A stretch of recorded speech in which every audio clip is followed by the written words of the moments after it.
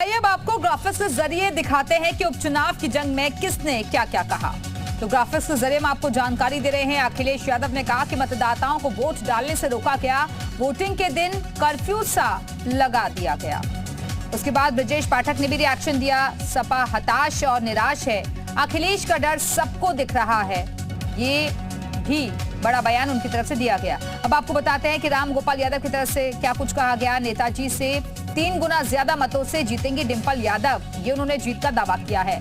रघुराज शाक्य की तरफ से भी रिएक्शन सामने आया। बीजेपी बड़े अंतर से जीतेगी, उन्होंने भी जीत का दावा किया है। शिवपाल यादव ने भी कहा है कि हमारी पार्टी के लोगों को परेशान किया गया। केशव प्रसाद मौर्य, समाजवादी पार्टी सिर्फ गुंडा ही जानती है।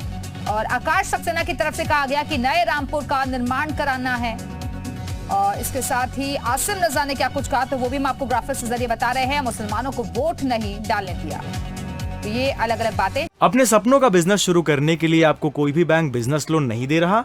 बिजनेस लोन लेने का सीक्रेट जानना चाहते हो तो फ्रीडम ऐप को अभी डाउनलोड कीजिए, जो कि नेताओं की तरफ से की गई हैं। उधर यूपी उपचुनाव में दिग्गजों ने भी वोट डाला। और आइए कुछ सियासी दिग्गजों की वोट डालते हुए तस्वीरें आपको दिखाते हैं। तस्वीरों में आप बीजेपी के वरिष्ठ नेता मुख्तार अब्बास नकवी को वोट डालते हुए देख सकते हैं। इसके अलावा मैनपुरी से बीजेपी के उम्मीदवार रघुराज शाक्य, रामपुर से बीजेपी के उम्मीदवार आकाश सक्सेना, खतौली से सपा आरएलडी गठबंधन के प्रत्याशी मदन भैया वोट डालते नजर आ रहे हैं। और अब आपको यादव परिवार की वोट डालते हुए तस्वीरें दिखाते हैं, जिसमें सपा के राष्ट्रीय महासचिव और अखिलेश के चाचा राम गोपाल यादव वोट डालते हुए नजर आ रहे हैं।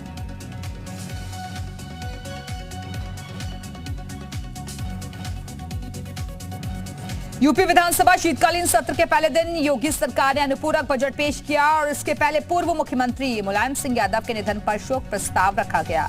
इस पर चर्चा के बाद वित्त मंत्री सुरेश खन्ना ने अनुपूरक बजट पेश किया। और बजट पेश करने के बाद सदन की कार्यवाही कल सुबह 11 बजे तक के लिए स्थगित कर दी गई।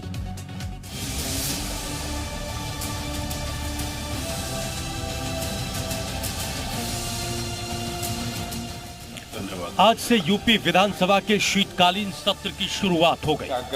पहले दिन योगी सरकार ने सदन में अनुपूरक बजट पेश किया।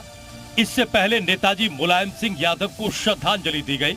इस मौके पर सीएम योगी ने उनके निधन को देश और प्रदेश की बड़ी क्षति बताया।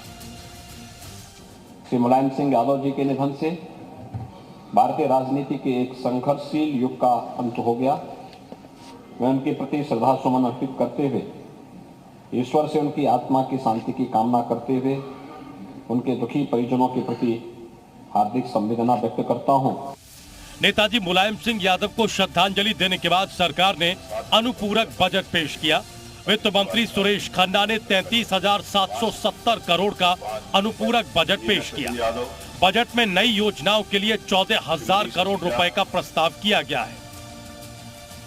बजट में शहरों के विकास के लिए 4,000 करोड़, निजी औद्योगिक पार्कों में सुविधाओं के लिए 300 करोड़ रुपए आवंटित किए गए हैं। इसके साथ ही स्टार्टअप और इंक्यूबेटर के लिए 100 करोड़, ग्लोबल इन्वेस्टर समिट के आयोजन के लिए 296 करोड़, प्रधानमंत्री गति शक्ति योजना के लिए 200 करोड़ रुपए दिए गए हैं। सबसे ज्यादा औद्योगिक विकास प्राधिकरणों को निजी इंडस्ट्रियल पार्क और हब विकसित करने के लिए 8,000 करोड़ रुपए आवंटित हुए हैं। आपको बता दें कि आज अनुपूरक बजट पेश करने से पहले सुबह सीएम आवास पर कैबिनेट की बैठक हुई, जिसमें बजट को मंजूरी दी गई। जिसके बाद सदन में अनुपूरक बजट पेश किया गया। अनुपूरक बजट पेश करने के बाद सदन की कार्रवाई कल सुबह 11 बजे तक के लिए स्थगित कर दी गई। अब कल अनुपूरक बजट पर विस्तार से चर्चा होगी। ब्यूरो रिपोर्ट, जी मीडिया।